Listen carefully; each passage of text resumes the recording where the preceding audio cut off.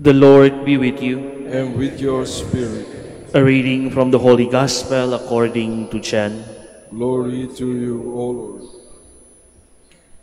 Jesus said to the crowds, "Everything that the Father gives me will come to me, and I will not reject anyone who comes to me.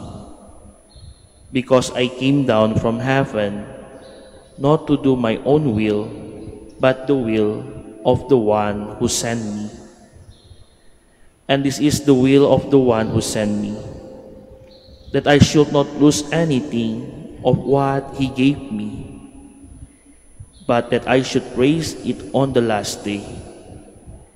For this is the will of my Father, that everyone who sees the Son and believes in him may have eternal life, and I shall raise him on the last day."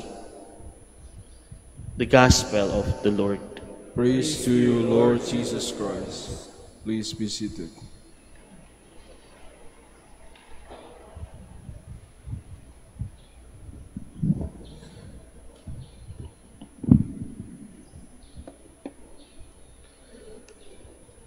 Ngayon po, November 2, ay pinagdiriwang po natin ang pag-aalaala sa lahat ng ating mga yumao.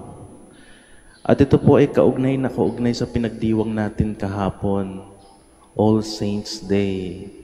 Magkaugnay po. Dahil itong dalawang ito po ay paggunita po sa ating mga yumao. Ang pinakapagkakaiba lang po is kung nasaan sila. Kahapon po, pinagdiwang natin yung ating mga yumao na nasa langit na. Pero ngayon naman po, ang ating pinagdiriwang ay yung ating mga yumao na nasa purgatorio pa. Dahil po dito talaga pinapakita ng ating simbahan na sa ating pananampalataya, meron po tayong tatlong antas. Tayo po na andito sa lupa, yung pangalawa po, yung mga nasa purgatorio, tapos yung mga nasa langit. Na sa atin po talagang tayo ay magkakaugnay, hindi po ba? Sa mga ating yumao na nasa langit na, sa kanila po tayo nagdarasal, humihingi ng tulong dahil alam natin na sila ay kapiling na ng ating Diyos. Samantalang yung mga nasa purgatorio naman, sila yung ating mga pinapanalangin. Ngayong araw din po pinapakita ng ating simbahan. Bakit nga ba yung ating mga yumao pinagdarasal natin? Bakit yung ating mga yumao, pinagpapamisa natin, ipinagtutulos natin ng ating mga kandila? Dalawa lang naman po ang sagot diyan. Unang-una po, sapagkat sa ating pong pananampalataya, yung ating mga yumao ay buhay. Ang ating mga yumao ay buhay. Dahil kung sa ating pananampalataya po sila ay patay na, hindi na po natin sila kailangang pagtulos ng kandila. Hindi na po natin sila kailangang pagdasal. Hindi na natin kailangan silang ipagpamisa.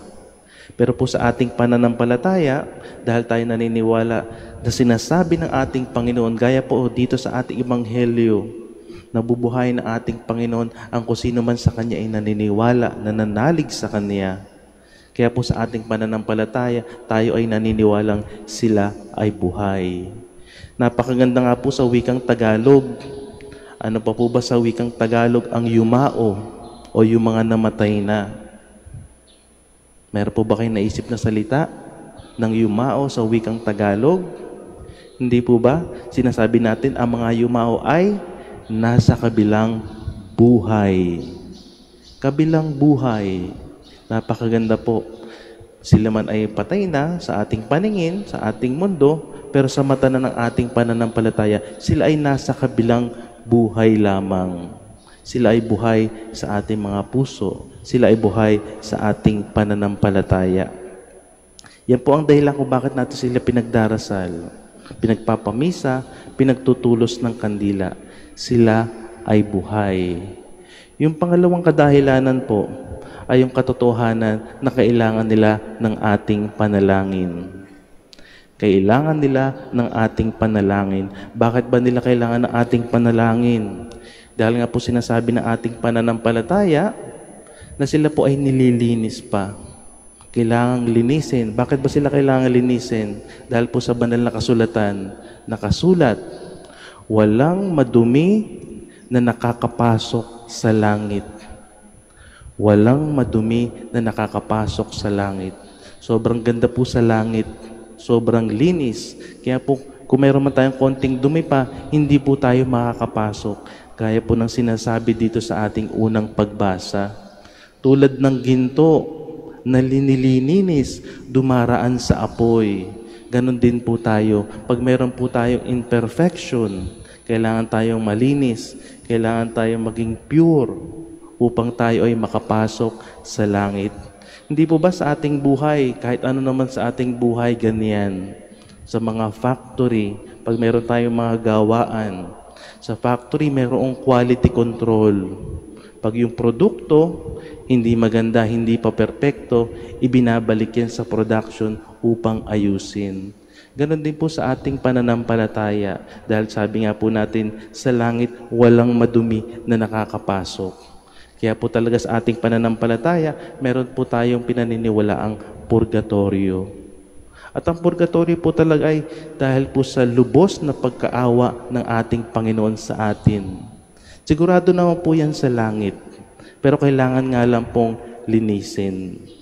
Kaya po napakaganda sa ating pananampalataya, mas lalo na po ngayon, talagang ipinapaalala po sa atin ang kahalagahan ng pananalangin para sa ating mga yumao. Di po ba? Yung pong pinagdiriwang po natin ngayon, All Souls Day, ito po ang sinasabi sa atin ng ating simbahan, ang kahalagahan ng pananalangin para sa ating mga yumao. Mas lalo na po kung sa tingin natin ay medyo sila ay kailangan pang linisin. Kailangan pang linisin. Pero alam naman natin sigurado na sila sa langit, kaya lang kailangan silang silisin. Pero tayo po ay makakatulong pa at yan ay sa pamamagitan ng ating pananalangin. Kaya ngayong banal na misa pong ito, kaya nga po yung aking nanay, noong October 31 pa lang, pinadala na po ako ng listahan. Listahan po ng aming mga lolo, mga lola, na mga taong kailangan ipanalangin po natin. Ganun din po sa ating buhay. Bilang tanda po ng ating pagmamahal sa kanila, kailangan po talaga natin sila ipanalangin. Pero napakaganda naman po pag sila ay nalinis na dahil sila na yung papasok mismo sa langit, sila na yung mananalangin para sa atin. Kaya ngayong November 2 po, alalahanin po natin. Sana nga po meron tayong listahan. Kasi po yung aking nanay nagbigay na ng listahan.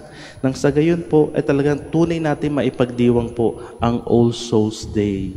Ang paglalaan ng araw para sa lahat ng ating mga yumao. Mas lalo na po dun sa nangangailangan pa ng ating panalangin. Mas lalo na dun sa mga kailangan pang linisin ang kanilang sarili upang sila'y maging ganap at maging karapat-dapat para sa kaharian ng Diyos sa langit.